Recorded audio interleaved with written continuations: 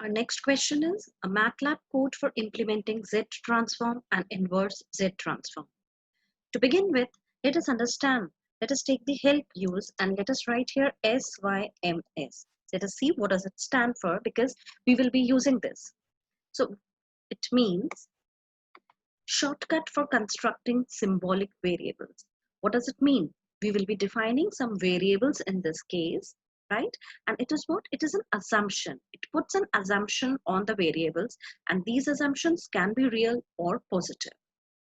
So in how we will be using it, we will be seeing it in our the question here.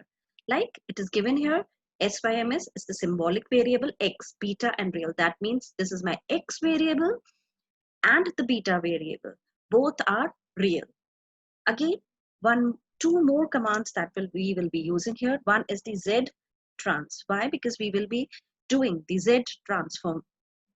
We'll write here help Z transform. What does it mean? It is the Z transform of SYM function. SYM is the symbolic function with default independent variable n.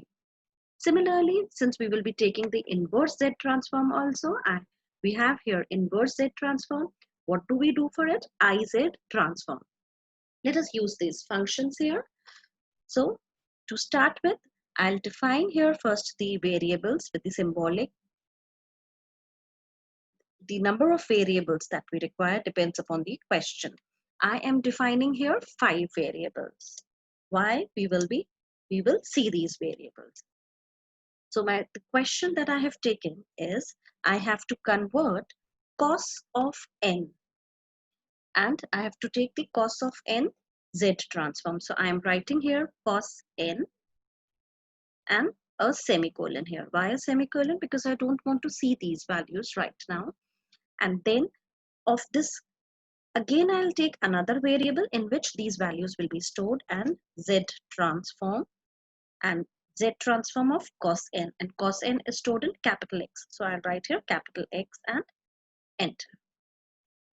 As soon as we press this enter, this is the Z transform of cos n. Now, if I take the inverse of this function, I will get again this cos n. So I'll declare another variable. Why? Because I've already declared these variables, so I can use it directly. And I'll write here IZ transform and IZ transform of small x and press and enter. This is cos n. So you can see here, we can take the Z transform as well as the inverse Z transform by using these functions. Thank you.